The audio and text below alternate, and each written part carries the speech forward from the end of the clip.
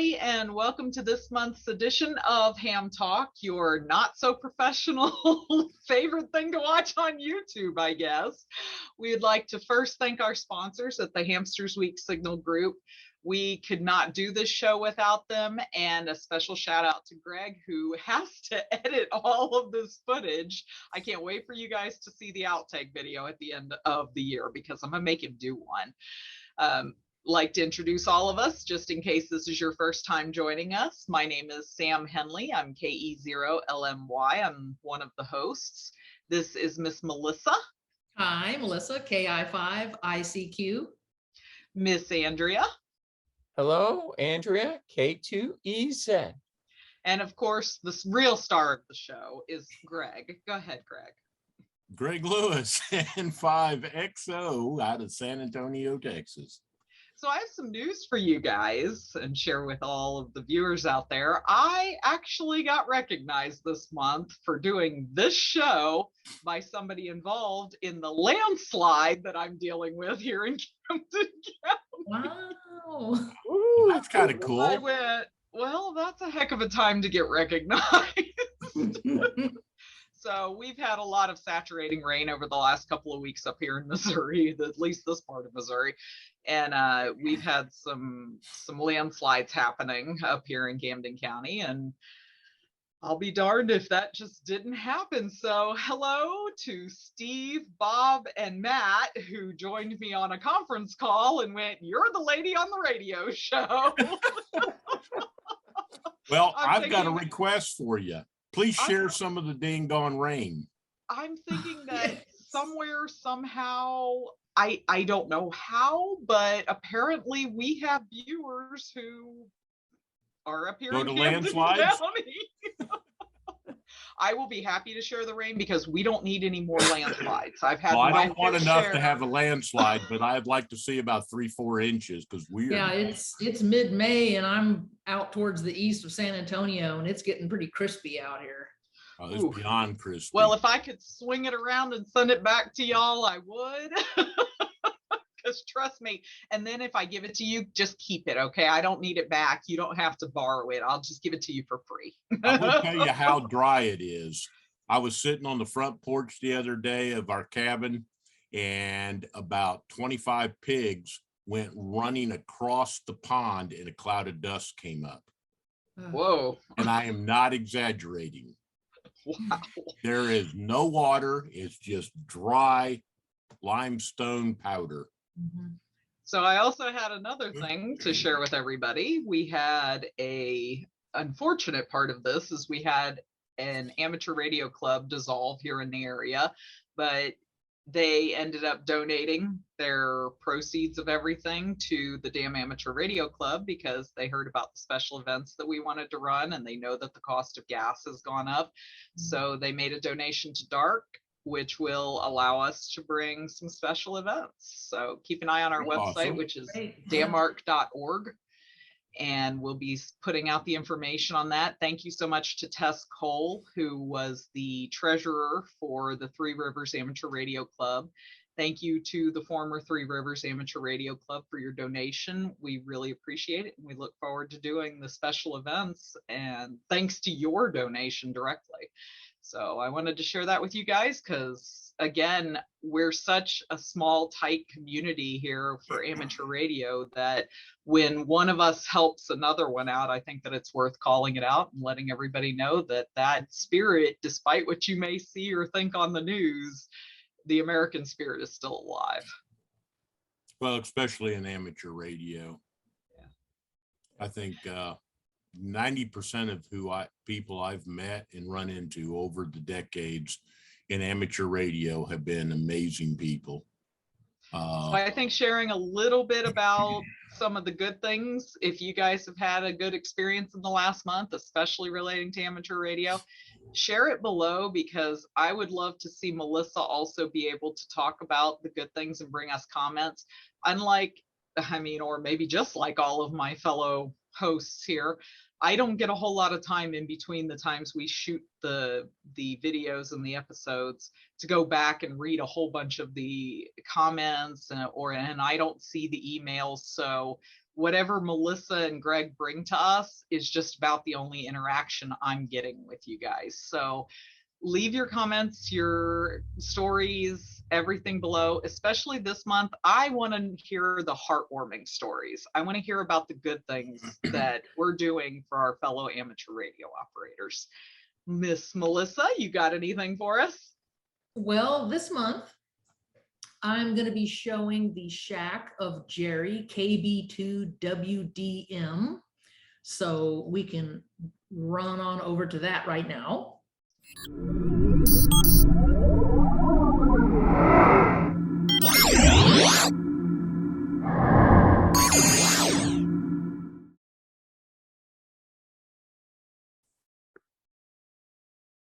Jerry's station consists of two Kenwood TS2000 all-mode radios, one for UHF, VHF, and the other for HF 6 and 10.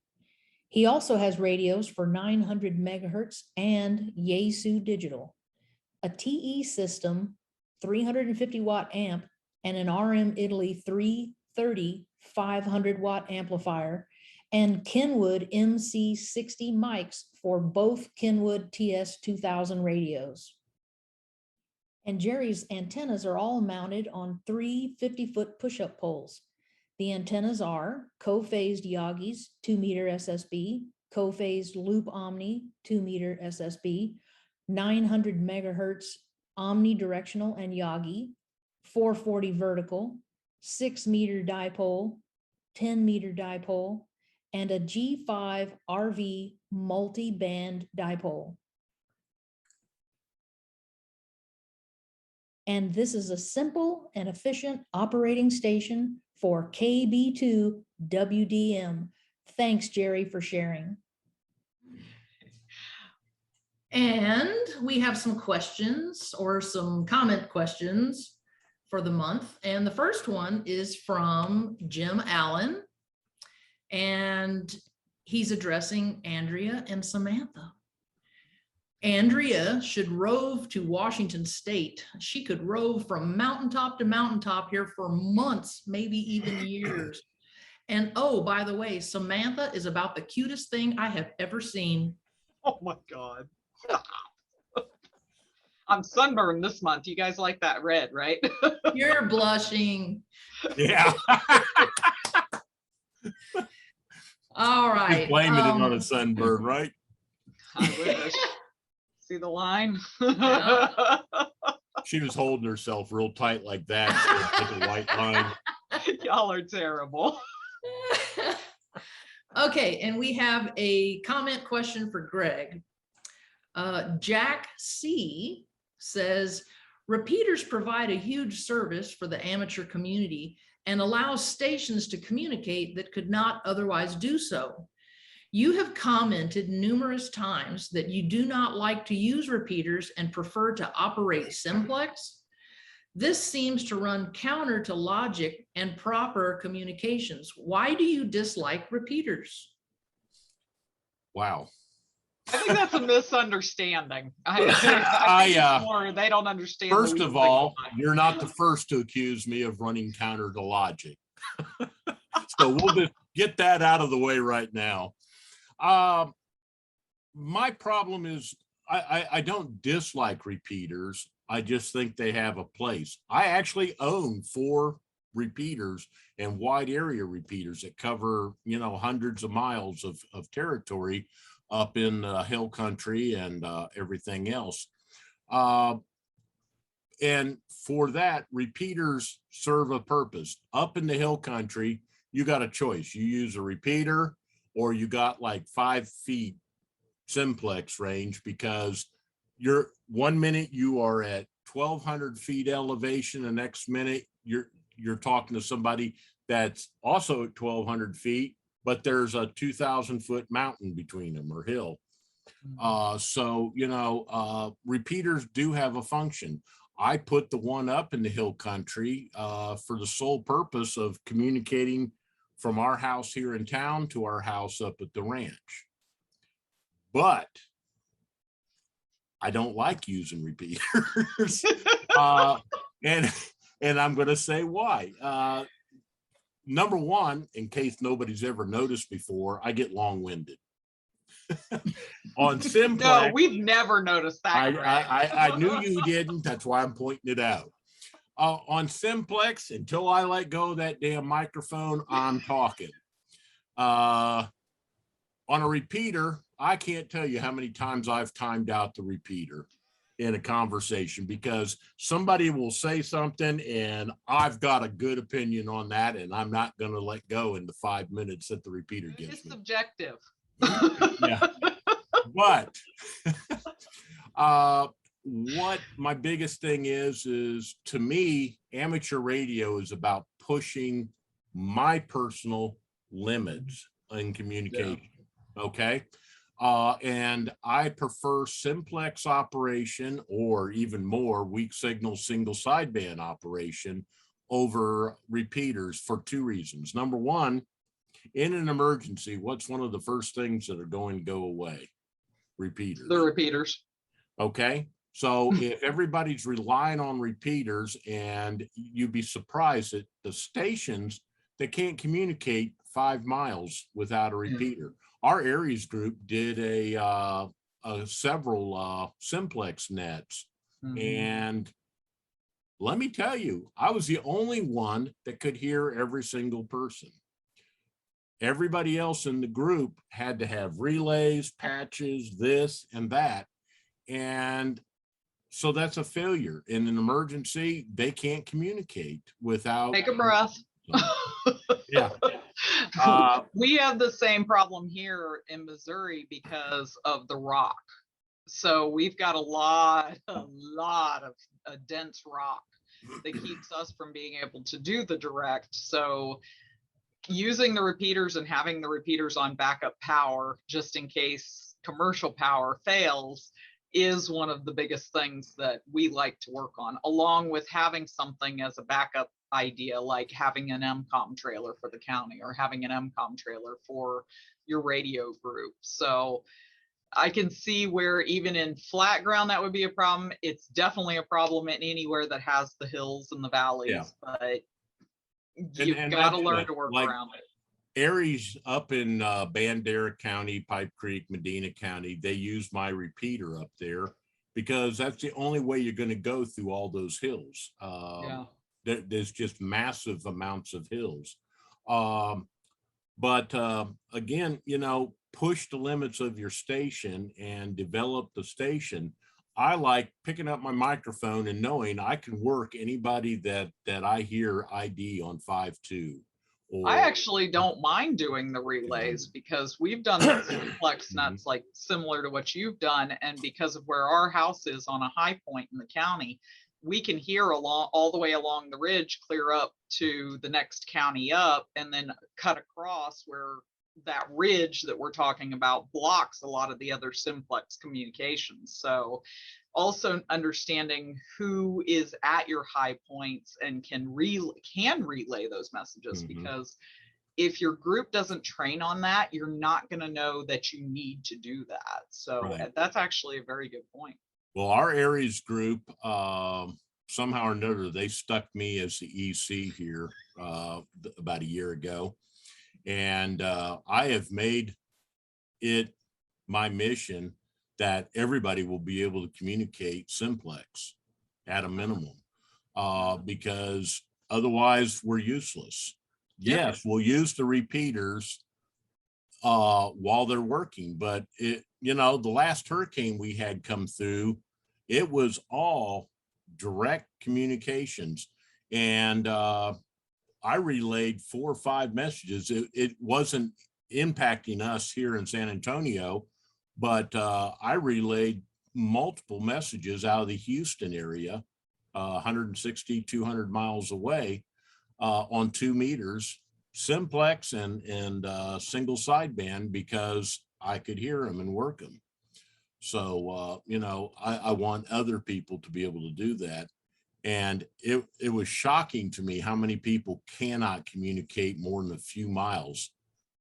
It's like your base station or your home QTH station is no better than an HT with a mobile antenna on it in your car. So we're working to fix that with all of our Aries team. And I just encourage everybody to maximize your station and have more fun. A hell of a lot more fun to make contact 200 miles away direct than it is over a repeater. All right, I told you I could get long-winded. So sorry, he's going to be against repeaters all the time. That's right. He's excited about not using them. I, on the other hand, don't feel that they're such a horrendous, thing. I work with repeaters in all the counties that I work with, so I'm very familiar with working those. And what I can say is that in regards to commercial power going down, I do know that many of the amateur radio clubs in our area at least have backup power on the repeaters, but all it takes is one lightning strike. And that's more common than you think. So I can see where either both sides of the argument and being able to do both, because you can't depend on one specific thing, especially during emergencies. You have to be flexible, you have to be able to work with what you're given, and especially when it comes to Mother Nature. I'm not going to argue with Mother Nature this week in Camden County, okay? Well, Jack, right? I'm assuming that we've probably answered your question in more detail than you actually care. I think it was a good conversation on that, but yeah, my preference, it's just a personal preference. I enjoyed Simplex.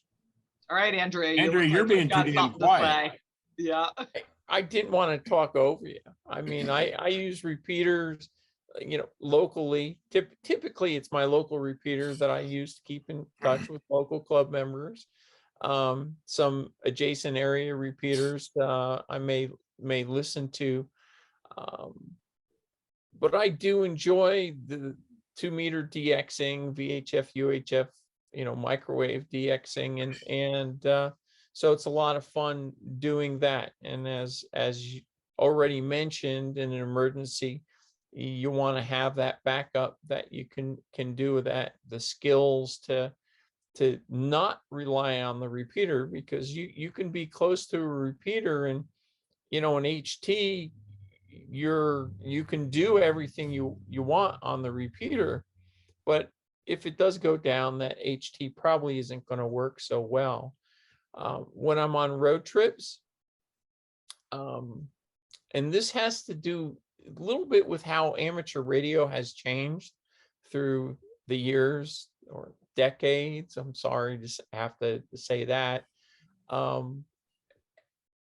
Almost all repeaters have a PL tone, and you have to set the tone. So the days of just kind of scanning around the band and you hear a repeater and you can talk on the repeater right away really aren't that way anymore. And so I find it difficult on a road trip to just listen for repeaters and jump onto a repeater. I don't have any way of knowing the PL tone. So I'll tend to stay on 146.52, which is here in the United States is probably the most common simplex frequency people listen to.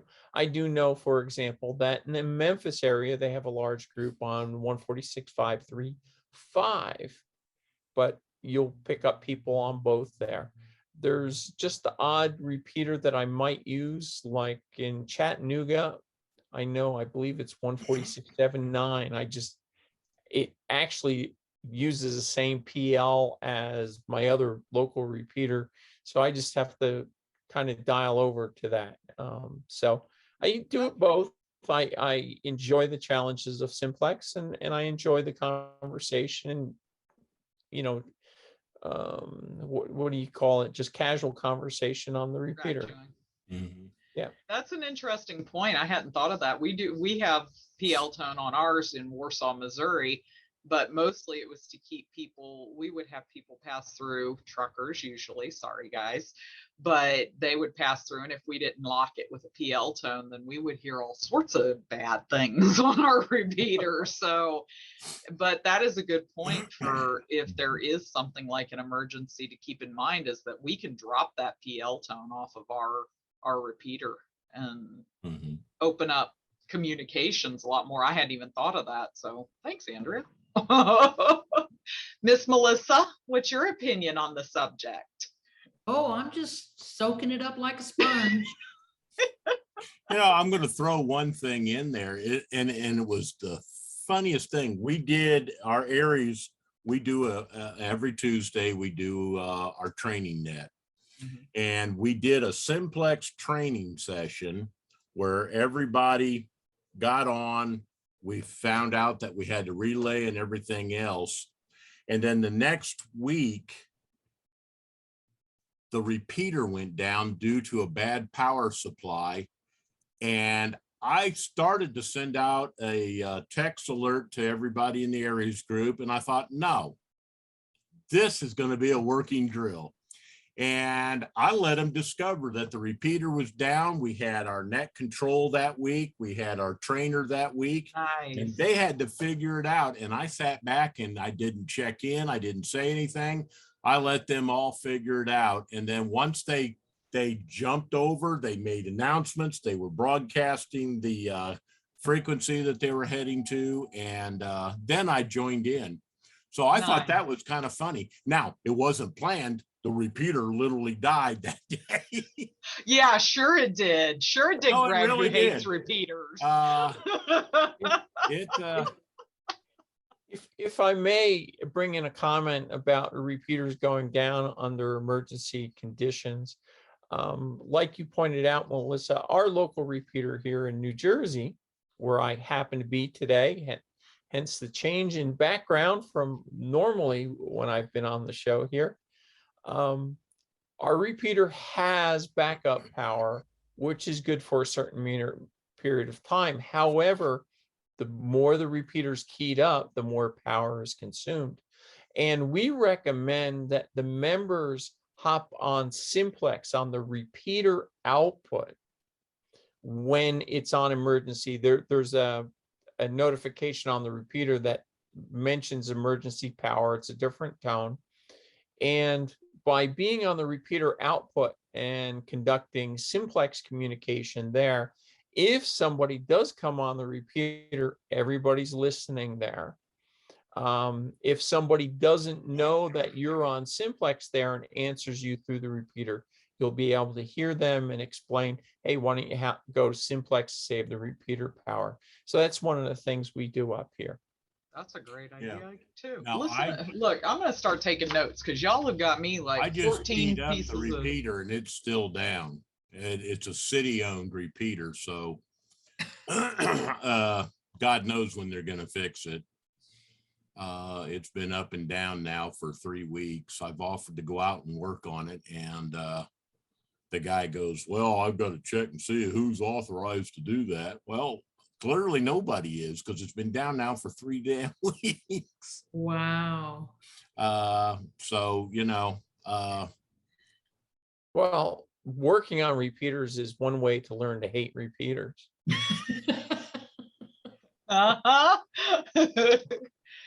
Yeah. See there, everybody, we don't just have silly conversation. We actually have good conversation.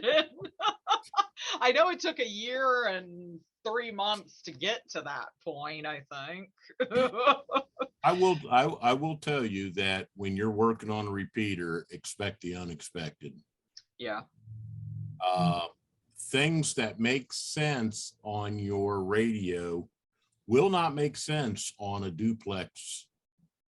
And I'm convinced they're haunted or possessed or whatever you want to call them, because when you're trying to get them to do something, they have a mind of their own.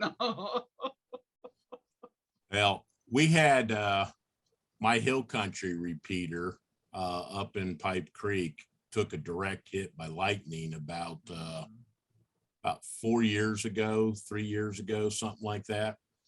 And we went up there because the repeater started desensing something fierce. I spent 3 hours up there troubleshooting this thing. We had perfect SWRs, good impedance, everything. And we couldn't figure out. I thought, okay, my cans are damaged. So I tuned up a new set of cans, and I hate tuning duplexers. got them things tuned and put in. Still the exact same problem. Finally, went back up to tower for the third time. And at that point is when we noticed the 3/4 inch or 7/8 inch hardline connector was burnt on two sides, and the tower had a scorch mark. So the lightning strike had actually hit the connector, passed through the connector, and grounded to the tower. Repeater, duplexers, everything were perfect, but it melted the dielectric, foam dielectric in the hard line about 15 feet down. We opened up the cut, took the fitting off, and it looked like popcorn or something. I mean, it was there. So we ended up replacing the hard line and solved the problems. And we added some more grounding at the top and the bottom. Good idea. And everything. Well, it's kind of hard on top of a giant limestone hill to ground. So we got creative, but it survived 2 more direct lightning hits. When you're the highest point in about a 40-mile radius, lightning likes you. All right, so this month, let's figure out what we're all doing. I know what I did. All right, Greg, what do you have for everybody for this month for your Well, we're going to do phase 3 of our Build Your Shack, and we've covered the antennas, we've covered the feed line. So guess what's next? Anybody? Anybody? They're all yelling at the How screen about right flat now. You can Andrea? imagine. Radios. There you go, radio.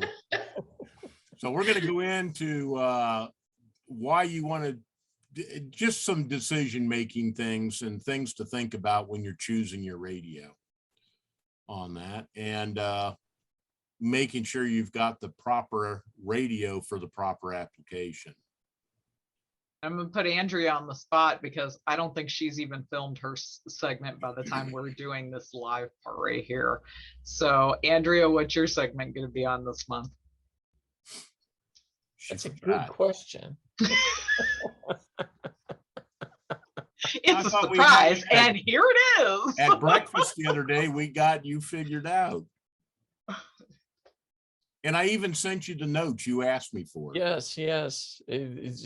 Preparing for contests. That's what I was going to talk about this month. This is before my schedule went sideways on me. Now And- yeah. And So I've got, preparing for contesting.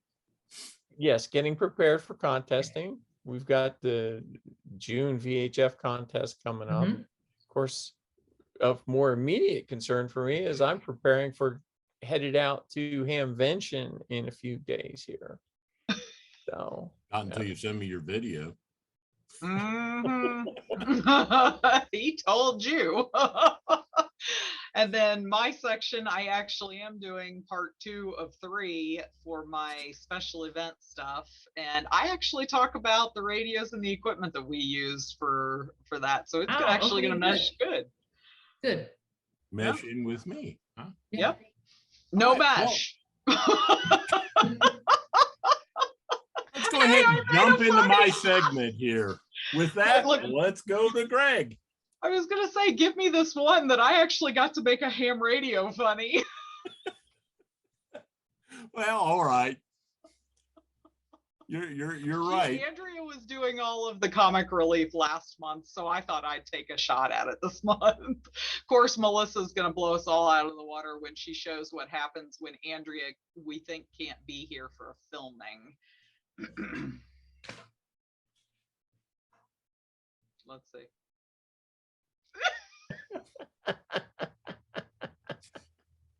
When you weren't making it, she had you covered. She had you covered just in case you couldn't make it. as stoic and stiff as the original. Wow. Is it live or is it Memorex? All right. Well, let's go over to my section here and let's talk about radios. Welcome to our continuing saga of building your 2 meter and 1.25 meter VHF ham shack. We started out in our first segment a couple months ago, reviewing antennas, how to pick the right antenna, and everything, supporting structures, towers, push-up poles, tripods, everything you'd need to get your antennas up. Then the second month, we went into segment 2 with getting those antennas connected into the shack. Well, now, guess what? We're getting to the fun part. We're going to go ahead and start discussing the radios and the things inside your shack that are a priority for you to get on the air. All right. Before we start, I thought I would go ahead and show you the results of our antenna project over here. As many folks are aware, back in November, after 25 plus years of having our antennas up in the air without a single weather-related issue, we suffered a catastrophic loss. We had extremely strong 75 to 80 mile an hour wind gust. And I do admit my mast was a little bit overloaded over the years. It just kind of got things added to it and out of cockiness. I'm not too ashamed to admit that. And the mast buckled in that heavy wind. And unfortunately, as it arced over on the tower stayed up fine, but the mast buckled and it did a swinging arc, and it reached out to the 38-foot tower about 30 feet away and took out all the antennas on it too. So I ended up losing over 9 antennas. We've got our VHF, UHF tower back up, and I thought real quick I'd just show you everything.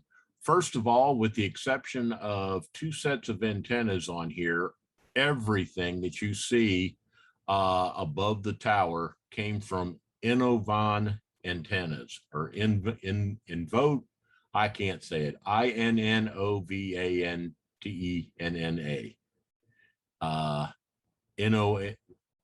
Innovan antennas, something like that. Anyway, I guess it's not a Von, it's Innov antennas.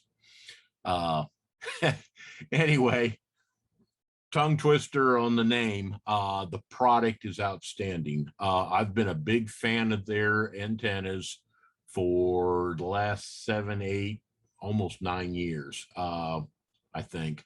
I had originally a 6 meter 7-element LFA, and I had a 220 16-element LFA antenna. And I had planned on upgrading all of my antennas to the LFA. I'm a real big fan of these guys for a couple reasons. Number one, their antennas outright perform. I mean, there's just no ifs, ands, or buts. Those antennas perform like champions. And they're also extremely durable, rugged antennas that you can put up and know they're going to be sitting up there for many years.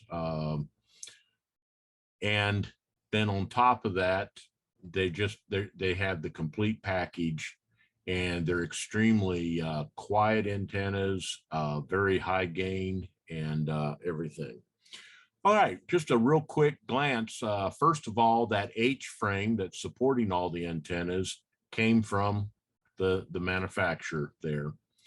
The only problem I had, the antennas went down in November, and I got all my antennas, and I placed the order in November. I finally received all my antennas in sometime late April, early May. And the delays are not normal. When I ordered my 6 meter and my 220, I had them within a couple weeks. They are a UK-based company, so you have some shipping in there. But right now they're recovering from COVID, re-ramping up manufacturing and everything.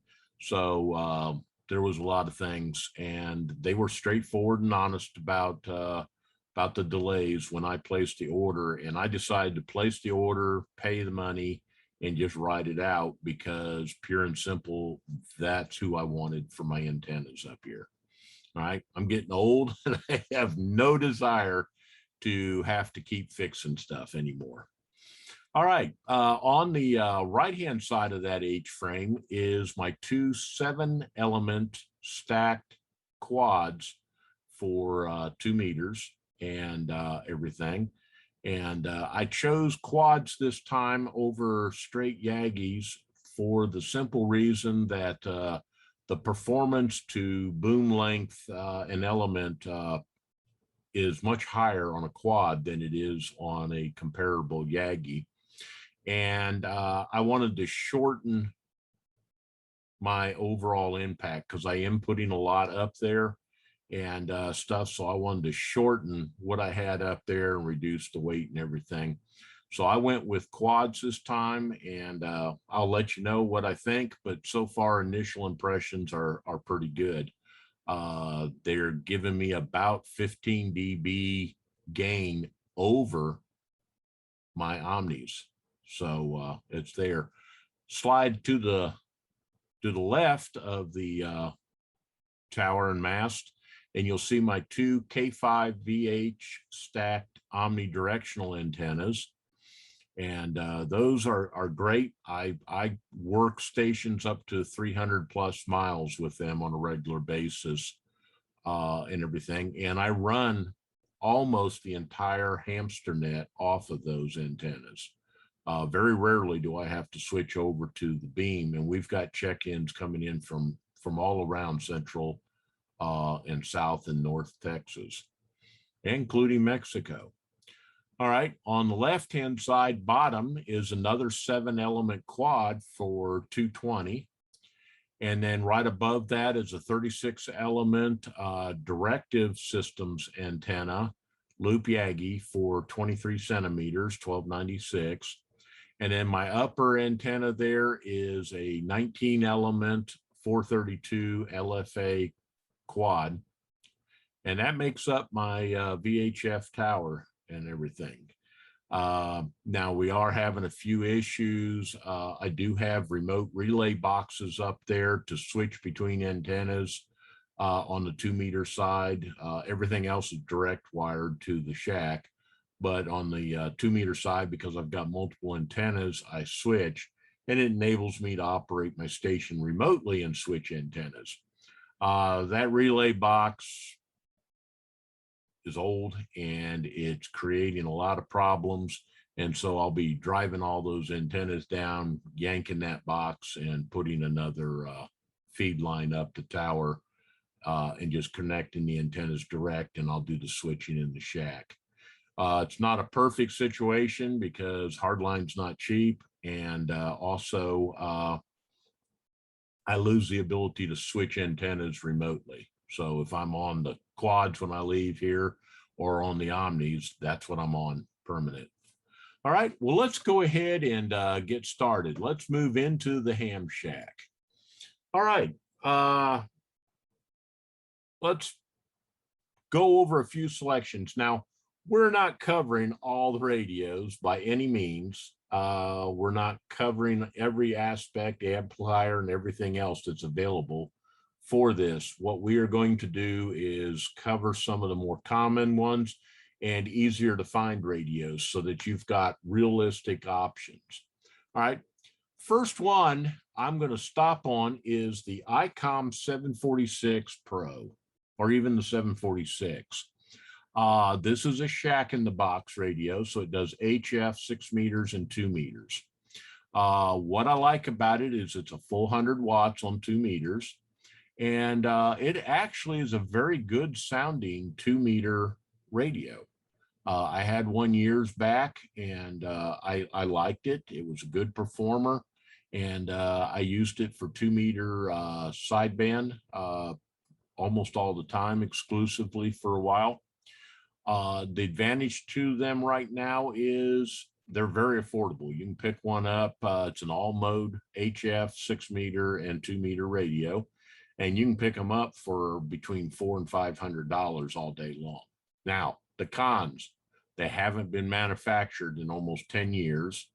And so parts and repairs stuff is going to be difficult. So you need to plan on the fact that if it dies, probably 70% of the time, it's going to be difficult to repair by anybody, including ICOM, getting parts and stuff for it.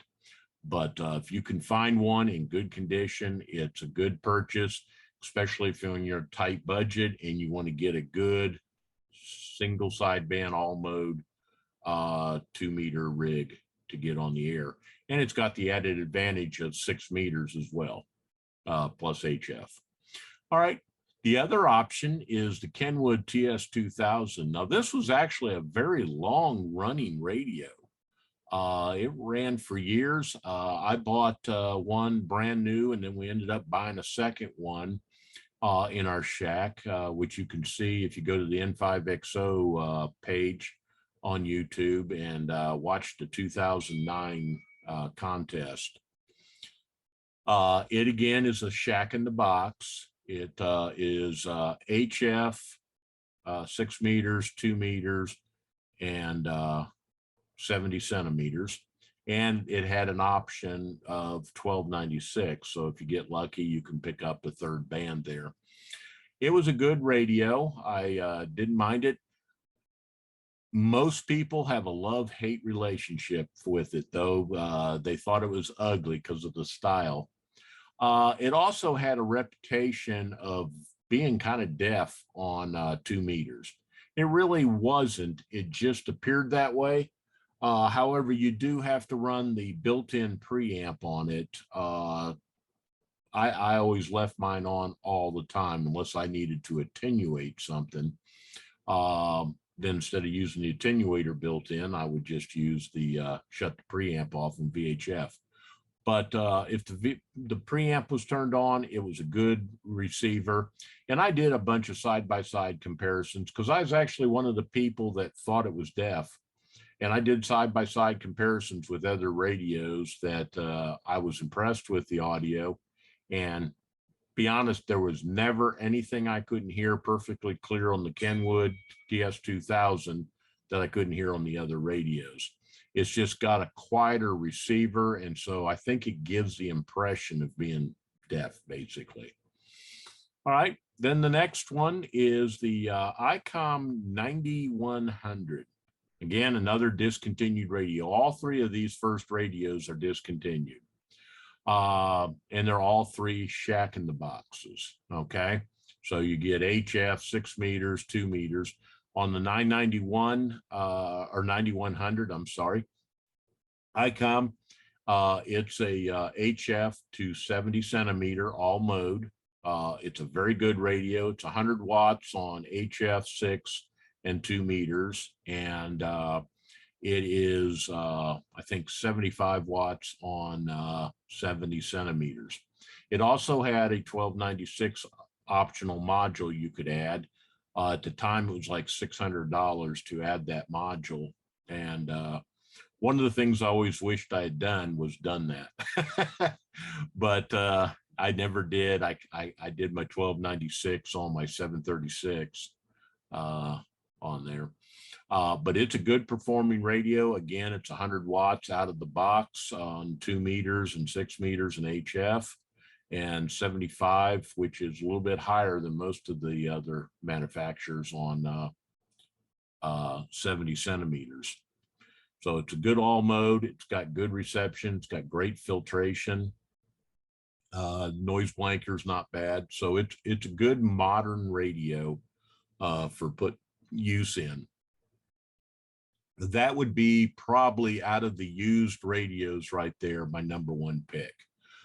It's also going to be the more pricey. I think I've seen them for anywhere from $1,000 to $1,200 still, but they're worth the purchase price if you get one in good, excellent condition.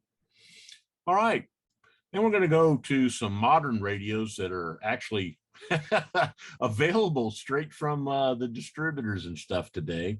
Yaesu 991A. All right.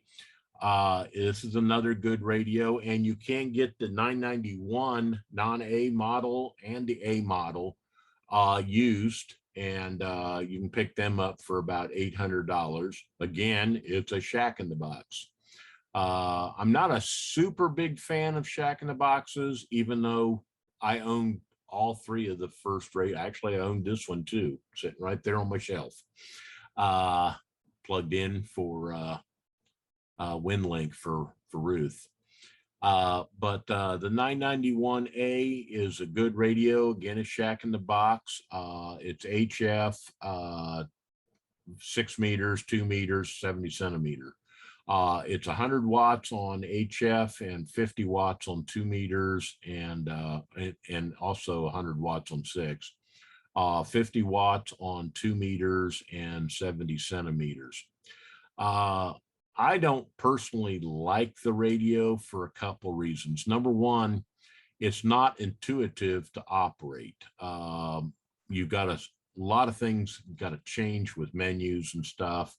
And I ran this radio as a mobile rig for a while, and it drove me nuts more than once. So, you know, it's there. It's not bad sound. It also has the advantage that you can do C4 FM digital modes on all the bands. It's a good radio. You'll get a lot of use. We've got multiple people using it. Biggest drawback for me is, and it's only a problem if you can't afford an amplifier, is the 50 watts.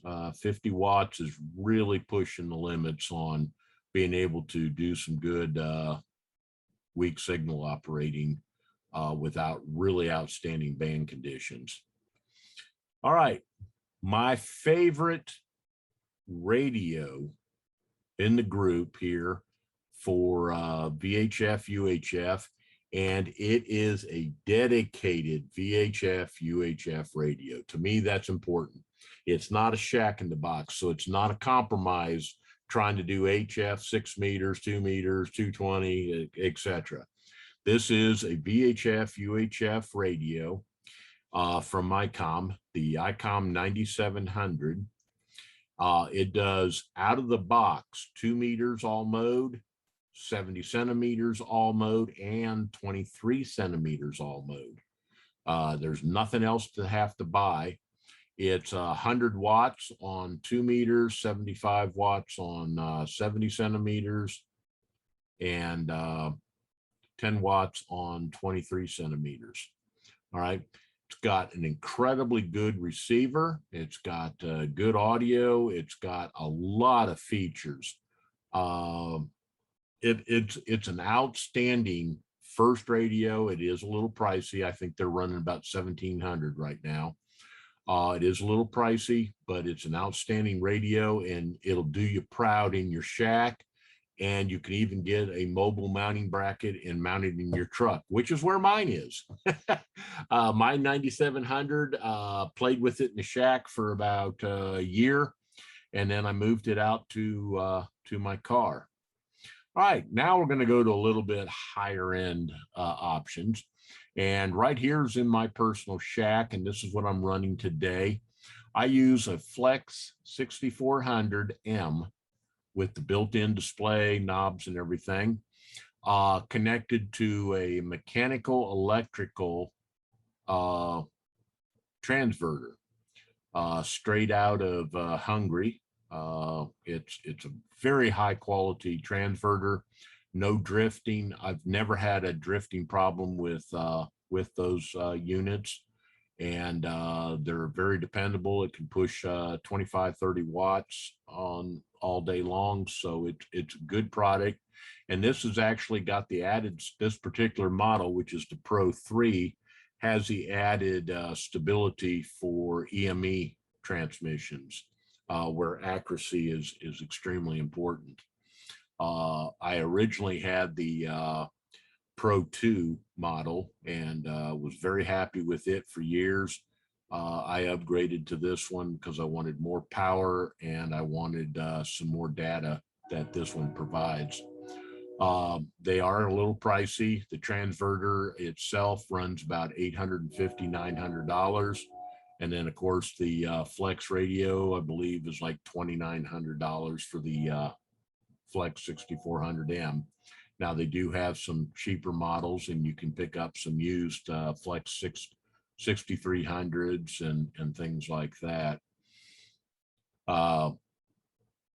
So, you know, that's really kind of the direction you want to go for top of the line. There are a lot of options on transverters. Elecrafter makes some. I do recommend, if you get the Elecrafters, that you add the crystal oven, because without it, they drift as they heat up terribly. Once they gain stability, they're okay. But if you got the crystal oven, you're good to go. Down East Microwave is an excellent manufacturer. My only complaint on Down East Microwave is they're very industrial looking. You know, doesn't kind of fit with the decor of my shack. But other than that, they're fantastic performers, and they even have one now. And I'm not sure what I think of it, because again, I don't like shack in the boxes. I like monoband antennas, monoband radios and things like that, because I don't like compromise. But two people I know that own the 5-band transverter, which does 220, 432, 900, and 1296, are extremely happy with them, and they're good performing. So, you know, there's a bunch of options. There's also a Ukrainian transverter that you can pick up, and they're the cheapest. They run about $75, but they're too easy to overdrive and distort, and they drift something terrible and everything. In my personal opinion, I'm not trying to badmouth anybody, because, you know, it's nice to have a really low priced option, but I think if you buy one, it's going to be something that you buy and then you end up wishing you had something different. So I would give that some thought. Then we got some amplifier options. Okay. A few that I've got here, and we're focusing on the 2 meters. You can get the same amps for 220. So again, they're there. TE Systems, they make very good amplifiers. Their customer service is a little lacking anymore, but the product is still outstanding. The one shown right here is actually a 350 watt 2 meter amplifier, and it's a good performer. It's rock solid. If you put a fan on top of the heat sink, 1 or 2 fans on the heat sink, and just let them blow down on the heat sink to keep cool air circulating on it, they're going to last forever. Mine first one lasted 5-6 years with a lot of heavy duty use on FM and single sideband. The next step up from there is Linear Amps, another UK company. Very good amps. I use them for 23 centimeters. I do not have one for 2 meters. And they come in, I think, 200, 500, 1,000, and full legal limit options. So depending on your budget, you can get. The nice thing about them is power supply, everything's built in. There's nothing to add. You plug and play. And it's an outstanding amplifier, and they're well built, and cosmetically they look real nice. Then in the cream of the crop, and what I use personally in my shack here, is the Bico, and it's the one I have is a 1,000 watt amp. You can get them all the way up to 2,000 watts. Of course, we can't go over 1,500, but they're very good performers. They're rock solid, and they're lab quality components, so that you have a very clean signal, as free of harmonics as anything can get. So they're really a good option. And my personal one I run is 1,000 watts. I've got a couple friends that have got the 1,200 and 1,500 watt versions. I went with the 1,000 just for the simple reason that as you go up in power on VHF, UHF, you really start stressing components, and you'll find any weak link in your shack, hence my remote mounted relays. I also have that same amp for 220 and another one for 432 and everything. I went with the Gemini for the 23 centimeter because frankly, I was just running out of cash flow and everything. And for as little as I do on 1296 on a regular basis, the Gemini 250 watt or something like that does a perfect job. So anyway, that's the components in your shack. Next segment, we're going to go over wiring up the equipment, basics. We're not getting into detail. I'll show a few things I've done in my shack, but recommended cabling size, power supply size, and everything else. And I'm going to throw one more opinionated statement out there real quick, give people time to dwell on it, and you can turn around and make your comments, and we'll address it at the next show when we discuss power supplies and cabling and everything. I personally do not like switching power supplies. I find them noisy. Crowbar circuits, I have seen more people that run them have those fail and stuff. My personal preference is for the big beast. I want the true linear power supply. And I have 100 amp Luke S power supply, and then I've got a couple other 50 and 70 amp power supplies. So, you know, like everything, you get what you pay for, and it's better on power supplies to have a lot more than you need because you will need it eventually. All right, well, let's swing on back to the show. Back to you guys over there. Absolutely fascinating, Greg. I knew you'd like it. That's all right. You can't tell me a thing about my segment, so. But go ahead, tell me how wonderful my segment, which is coming up right now.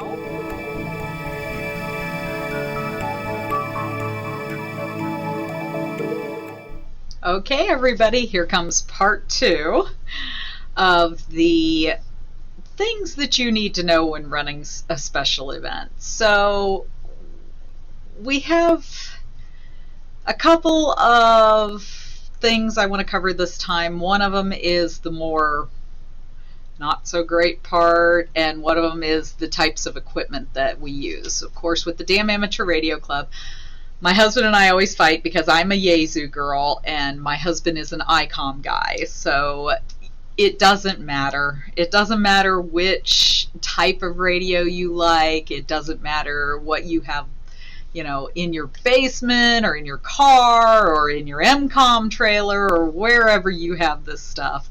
Let's start with the equipment. Now, if you want to go just basic, you just need, as you always hear, a tree to put the antenna up in, the antenna, and the power supply, whatever you're going to use to run your power for your radio, and your radio. So the other thing that I strongly recommend is a really good headset, because if you are out on a location, and we'll talk about location in just a minute, you will want to find a place that you're going to be comfortable, because you'll hear a lot of people bicker about, well, you don't want to be down low, you want to be up high, you want to be, it doesn't matter. It genuinely doesn't. Depending on your setup, what you've decided to run. We do a lot of 100 watts in a wire. That's what I grew up on, basically, with my husband, and where I started and what I've learned on. It doesn't matter if you have the biggest, most expensive setup. It's really easy to find a location that you're comfortable in. So you'll hear people say, go and scout your location before your special event. Do you want to deal with the public? If you want to be highly visible and deal with the public, doing special events during the summer season in tourist areas or in national parks or in our case at dams, where there are going to be people and they are going to ask you questions about what you're doing, you want to be comfortable with that scenario. If you are not comfortable with the public, which I think we've got a fair number of people out there that may not be quite so comfortable getting out and shaking hands and kissing babies and all that sort of thing, you might want to pick a more secluded place, not so much be as detailed with your location. Of course, you would be detailed to the point where, let's say I'm having the special event at Truman Dam. You let people know you're at Truman Dam, but you don't have to tell them the exact area you are.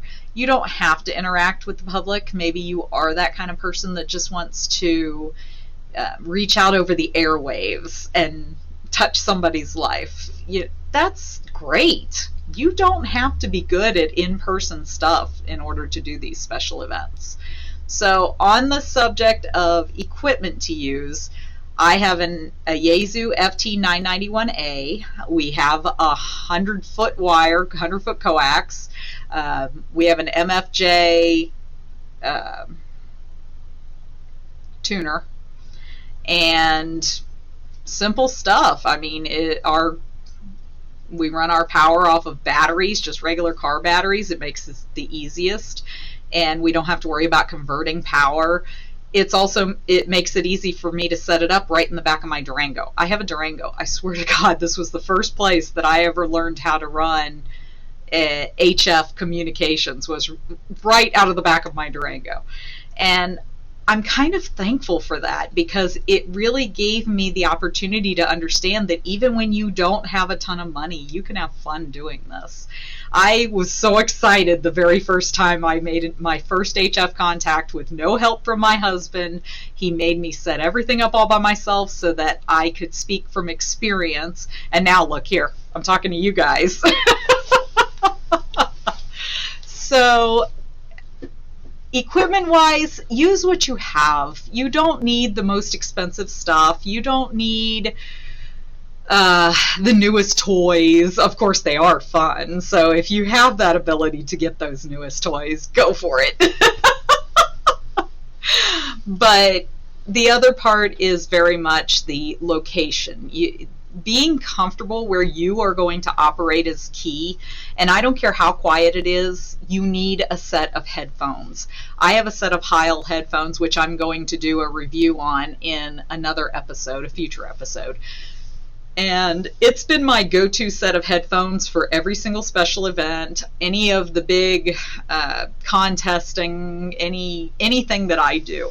And pairing the 991A with the Heil headset, I can't say enough for it. I know you hear all the time about, oh, name brand, everybody's got to have name brand. Well, it just so happens that the things that I settled on after doing my research, this was what I wanted. So our family actually saved up to get that 991A, and it was a gift to me from my husband when I made my general class license. So he wanted me to have a radio that I was really happy about and really comfortable on, so that I would get a lot of use out of it. Now he likes to use it, so I think I'm winning him over to the dark side. So I know that there is going to be at least one more part to the my suggestions on operating special events, and the last part I want to do is the actual operations, because when you really get down to it, operations can be really hard on a ham radio operator, especially if you're trying to do it with yourself alone or a very small group. So I'm looking forward to doing the final part of this series next month. So hopefully you guys will tune in, and I'll give you some of my highs and lows of operating, and the good times and the scary stories, and I'll have lots of fun stuff for you. Really appreciate you joining me. Can't wait to talk to you next month. KE0LMY73. It was Wow, I'm yeah. amazed. I'm stunned. I'm flabbergasted. It was amazing. Did I We act have so surprised? much fun with it. I don't know about everybody else, but I have so much fun with that. The fact is that many of us are on time crunch schedules and we're just trying to keep up with our own lives, let alone trying to see all of the videos before they come out and before everything's all put together. It would be impossible. So I actually sat down this past month and I watched the entire thing start to finish. And I'm a little mad, but we have to give Greg props for the beautiful picture he's using as his background. I was mad he didn't bring his dinosaur back, but that's okay. We're still voting on the name, by the way, so leave your comment below. But he has a beautiful picture of the moon because we had, what was the name of the super moon this time? I don't What was know, that one? but It was an eclipse this weekend. So Yeah. What, it like a blood moon eclipse or something? Yeah, I think it was something like that. So he took that amazing picture. Move your head, Greg. Oh, Uh-oh. your chair's Just in the the chair. way. I broke the moon. You broke the moon. Da, da, da, da, outtakes part 2. But Well, Andrea, what we thought she wasn't going to make it, so Melissa had her covered with her little cardboard cutout over there, and Greg's got the moon covered. And sorry guys, you just get my office just like all the time. But well, I'm hoping the volume sounds better this month. I heard what you guys were talking about when I told you I watched the whole thing through. Hopefully this is better, and I listened to my part before I sent it to Greg to make sure the audio level was better too. one of the things that we're going to cover next month, just to throw a little peek out there. Teaser. You know, everybody's aware that back in November, we had a massive windstorm hit here. And after 50 plus years, I had my first antenna losses, and they went tumbling down and took out a whole bunch of other antennas on their way down. Well, all my antennas finally arrived about 3-4 weeks ago. The antennas are all on the H-frame on the Razor. I've got them 90% wired. I've got to just splice in the 2 relay boxes in the mass mounted preamp, and I am ready to get my son to come over and help me pull the mast up a little bit higher. It's down. I took the rotor out and let it drop through the Razor so I could reach everything. And now I got to get it back up into the rotor. So it's going to take 2 or 3 of us to heft that thing back up with all the antennas and H-frame and stuff. Melissa, if you're not there to help, you have to be there to take pictures. Or video. Somehow Greg ends up with plenty of pictures. So I don't know if it's the wife. Maybe Ruth is taking them. Yeah. Yeah, I think Ruth must be taking Ruth them. takes a few of them, but I take a whole bunch. We're actually, when we get ready to raise the antenna and drive the Razor up the tower, I am hoping that I will have time and assistance run the drone up and look down as the antennas come up to it. I thought that'd be kind of a cool effect. So I'm going to I've put never Greg seen on it the done. spot. He But doesn't anyway, even know I next- was going to do this. Next month, we're going to discuss and have photos of the antennas project going together. So now I'm going to put Greg on the spot. He has managed to get through this entire taping and hasn't said more than once. And I am in shock, because if you guys have been watching since the beginning, one of the biggest things that we've gotten on him about is that he couldn't go through a complete sentence without saying like 5 times. Yeah, he's definitely doing better. He did a lot better. So I want to put him on the spot because I want to point out that he has gotten better at talking on the radio and the video. And now that I've put him on the spot and brought it to his attention, he'll be back in his phase again. Well, at least I've cured the one. Everybody used to make fun of me because no matter what I was doing, I was sitting there. I was just sitting there, walking down the street. I was just sitting there and digging in the backyard. I was just sitting there doing this. And And then in high school, it was, Yes, I yes, had all of us two went through that. teachers that threatened to kill me if I said, one more One time. more time, yep. On that. So we're going to bring this to a close because you guys know as well as we do that it takes a tremendous amount of effort for Greg to put this all together. Not just this part of the show where we get to talk to each other, but all of the intros to all of the sections and the pretend that we watched all of the sections that we've done. I love that part. At this point, that's my favorite part. Going, oh, that was amazing. There's very few things with all of the stresses in the world that truly make me laugh at this point, and that's one of them. That, and now I was laughing so hard I was crying at the cardboard Andrea that is now part of our show. Andrea, when she first brought that up, it blew our minds. Yeah, I wish Greg had been videoing it. I was laughing so hard I was crying. I couldn't help it. I told him we couldn't even do that because I wouldn't be able to host the show. It was going to be a train wreck, but I think it's hilarious. I don't know, somehow I think that it actually does look like a good, I don't know if it is a cardboard cutout, but it does look good. I don't know what you did. I just printed it out on paper on an 8.5 by 11.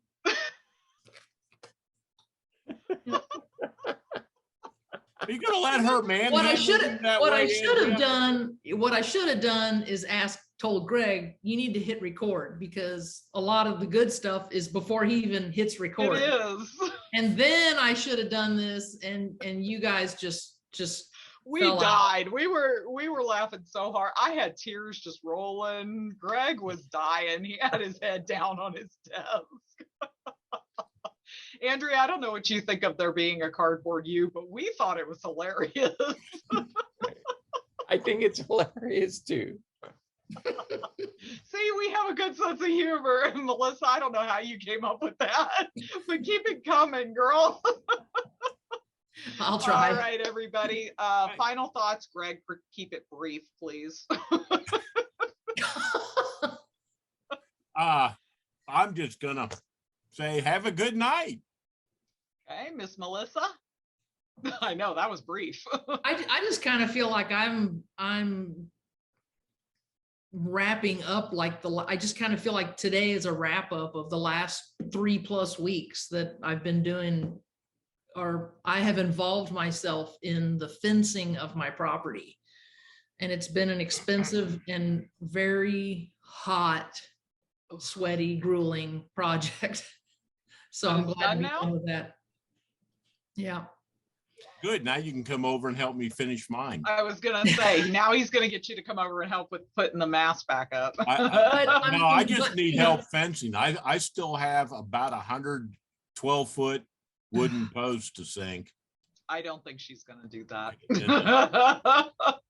Because my wife has a very large garden and a 12-foot game fence all the way around it. Yeah. All right, Miss Andrea, your final thoughts? I don't have much to add other than this little guy adopted me and he's absolutely adorable. So I'll give him his name. And his name is Scamper.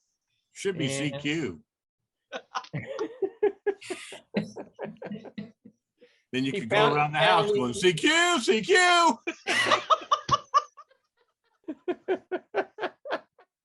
Yes, really bad, Greg. Hey, now at least make his middle name CQ. That way you can do that, because that's hilarious. I'm stealing that. If a cat wanders onto my farm, I'm totally stealing that. I will keep you guys updated.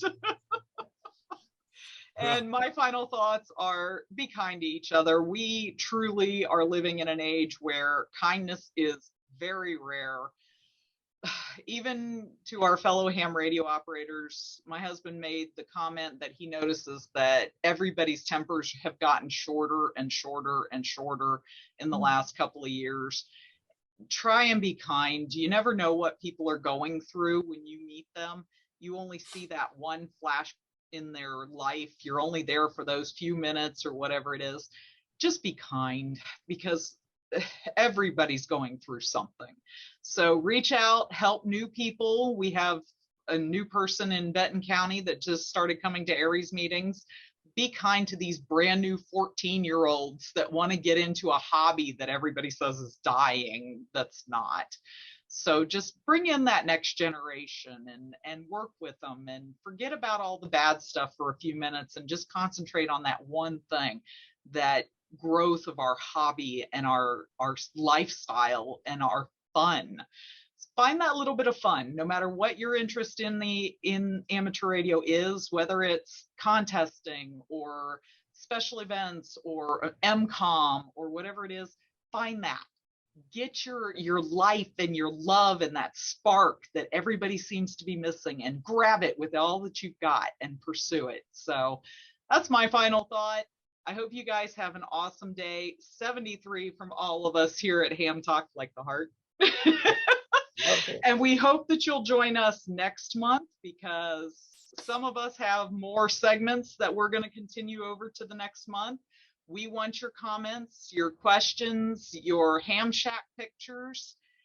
Melissa has been going back through and updating all of the descriptions of the videos and putting in all of our hashtags and the information that somebody forgot to put in. I didn't forget to put it in. I didn't know what the heck to put in. So if you had any questions about previous videos, feel free to drop it in the comments below, and we'll get back to you guys as soon as we can. Thank you for hanging with us. We hope that you had as much fun as we did, especially with Cardboard Andrea, which, you know, is now my favorite thing on earth. So once again, thank you. Thank you to the Hamsters Week Signal Group. We appreciate our sponsors. Thank you to Greg for all of the hard work he's done. 73, we'll see you guys next month. 73s, everybody. Bye-bye.